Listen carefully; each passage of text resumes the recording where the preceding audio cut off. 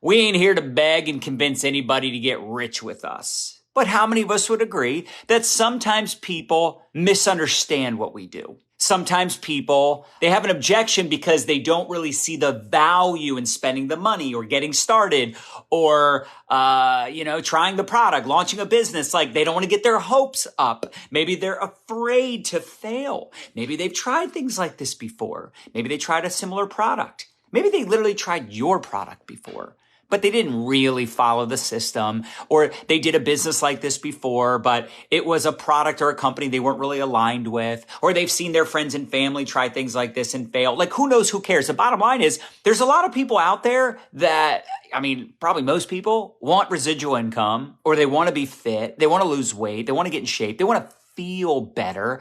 They want to love what they do. They would love an additional income. They would love to fire their boss. They would love to buy a beach house one day. In fact, let me know in the comments, what are some of the reasons you started your home business? What were some of your goals? What were some of your dreams?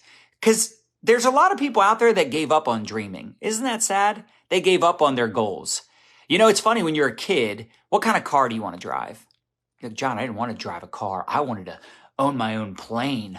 I wanted to have a helicopter with a helipad, or I wanted to have a yacht. I want to have a race car. I wanted to have 10 Lamborghinis. Like when you're a kid, you think getting rich is easy because all you see is the future and unlimited possibility. Then you grow up a little bit, you mature a little bit, and you realize getting rich isn't normal, right? And you start to push down those dreams. You start to come to that realization this is going to be a lot harder than I realized. And let me just tell you, nothing is ever bad as you think it is. Nothing is ever as good as you think it is. It's somewhere in the middle. And it's the same thing with objections, questions. Listen, by the way, getting questions and objections, write this down if you're taking notes. Questions are good. Objections are good. That means what? They're interested. If someone just says, I'm not interested, or they just ignore you after a few follow-up messages, you see what I said there? A few follow-up messages. Sometimes they missed it. Sometimes they were busy. They meant to respond. The point is, I never give up on anyone, but if someone's totally ignoring me after multiple messages, or how about multiple happy birthdays over the years, delete, bye-bye. I need to make room for more friends. Point being, I think a lot of us get nervous, especially when we're brand new and we get a question or an objection, right? I don't like selling. How many of you have ever heard, I don't like selling? It's yeah, me either. You always have to ask people if they can explain their question. It's important because if someone says, I don't like selling, what do you mean by that? Write that down. I don't have time. How much time do you have? I don't have the money. Well, what do you mean by that? I just don't have the $500 to get started. Oh, okay. So what do you have? How much time do you have? You can't afford it. What do you mean by that? I just can't afford that $150. Well, first of all, that's really only $5 a day. Could you cut out Starbucks? Could you find $5 a day? I'm just saying, that's all it is to get started, right? Or whatever the cost is, depending on the product. Now, here's another thing, write this down. You can always downsell. What does that mean? So what I do, write this down, good, better, best. So I say it's good. Now, this is for business prospects, all right? I know customer prospects are a little different, right? So a business prospect says, I don't have the money to get started. And I say, what do you mean by that? They're like, I don't have the money to start with that $700 kit. So that's why I do good, better, best, because good is $250. This is for my company. I know some of you have different packs, different costs, whatever. So good, $250, better, $450, but the best is the $750. Well, what's the difference, John? Well, with the $750, you get $300 more product. With the $450, you're still getting the free event ticket, which is a $200 ticket. You get $200 in credits. You get more points towards rank advancing. This is my language. This is what I say in my company. You got to figure out what works for you, customize it for you. But if I start with the $750, this is the best, this is what I recommend. This is what many people get started with, but you don't have to do it. I make that very clear. You don't have to buy those products. You don't have to buy any products technically, right? But it's hard to sell something if you haven't tried it yourself. How can you get someone to buy something you haven't bought? How can you get someone to try something that you haven't tried? So a lot of times what happens when you do good, better, best, guess which option they choose. If you had to guess, what do you think they choose? They choose the middle kit. So same thing with selling products. You could say, listen, what I would recommend is you do the 5-day drop in the lean body system. Again, this is just in my company. You got to customize this for yourself. Between the two, it's probably going to be about $250, give or take, maybe $300. I don't know what it is off the top of my head. In fact, if you spend $300 with us, you'll save $50 as a new customer and get free shipping. That's the best option. But you could also just start with the 5-day drop if you're trying to drop 5 to 10 pounds, or if you're trying to lose more than 10 pounds and you don't want to do both kits, you could do the lean body system. It's up to you. So you let them make the decision. The point is, whatever it is that they say is too expensive, number one, write this down, break it up into days instead of monthly cost, break it into daily cost. It makes it sound a lot better. That's just like sales 101, right? Oh, it's $150. That's a lot of money. Compared to what? That's another good question to ask. Write that down. Compared to what? What are you comparing it to? Like, oh, well, there's cheaper collagen products. Yeah, you get what you pay for. It's cheap for a reason. It doesn't work, right? I don't have time. Okay.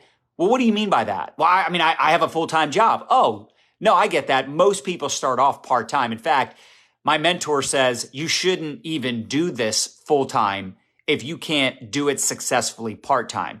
So how much time do you have? How much time do you have? I have about 10 hours a week. And somebody might say differently. They might say, instead of saying, I don't have time, because that sounds like they're actually rejecting you versus objecting. Does that make sense? Like an objection or a question would be, how much time does this take? Or what's the average person make? How long will it take me to make X? Like those are great questions, a little bit different than an objection. An objection is, I don't have money. I don't have time.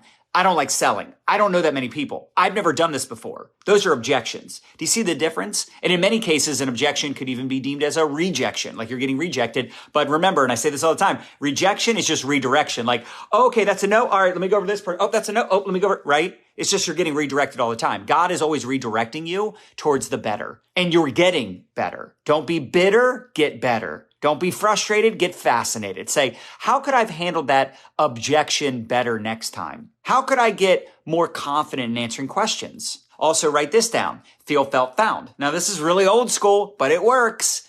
Someone says, I don't know that many people. I know exactly how you feel. I felt the same way, but here's what I found. There are millions of people on the internet that are looking for what we have. We'll teach you. This is what I tell people. We will teach you how to meet new people. My warm market sucks. No problem. My warm market kind of sucked too when I got started. Plus I had MLM PTSD when I got started. So you're relating to them. I know how you feel. I felt the same way, but here's what I found. This company teaches you how to generate leads. This company teaches you how to market the products. This company will show you what to do every day if you're coachable and you're willing to learn. Does that make sense? And again, you could apply this to any company. I don't care if you're selling lotions, potions, pills, water filters, skincare, cleaning products, knives, bowls, beads, pots, pans, jewelry, legal service, travel service, insurance, financial services, trading, crypto, I don't know, whatever you're selling, you're going to branch out outside of your existing warm market, aren't you? Aren't you planning on meeting new people? So you can teach other people how to do the same thing. But if someone says like, oh, I don't like selling, I'm like, you sold me. They're like, what do you mean? I'm like, well, you just sold me on you not liking to sell. Like we're all selling something. It's actually kind of funny. Like how many of us have kids? You ever got to sell them on doing their homework or eating their vegetables or cleaning up their room? Right? Any of you that are married, you had to sell your spouse on you. So it's not that they really don't want to sell. They're just basically telling you I'm not interested. And I'm never going to try to convince somebody. I will try to overcome their objection if I feel like they just don't understand what we do or they're misunderstanding the product or the compensation plan. But there's a fine line in trying to convince somebody versus trying to persuade somebody. It just depends on the person, right? If someone's negative or skeptical, cool. If they're pessimistic and they're a jerk, not cool. But anyway, the point is, we're not here to beg and convince people. So if someone says, listen, I wouldn't put random products in my body like that, like, okay, cool. I mean, I will tell you that I did a lot of research and due diligence before I decided to ingest the products or try the products, but there is a 30-day money-back guarantee on empty bottles. And there's a lot of efficacy and you know, these products are very much, you know, certified, like organic, whatever your products are, right? You gotta know kind of your language, but science-backed. You know, we have 7 international patents, whatever it is, whatever you're selling, you need to kind of understand what it is you're talking about.